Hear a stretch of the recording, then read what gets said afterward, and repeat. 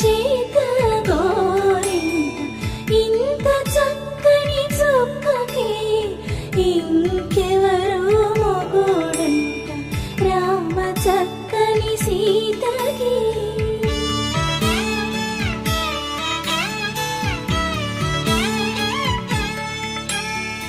ఉడత వీపున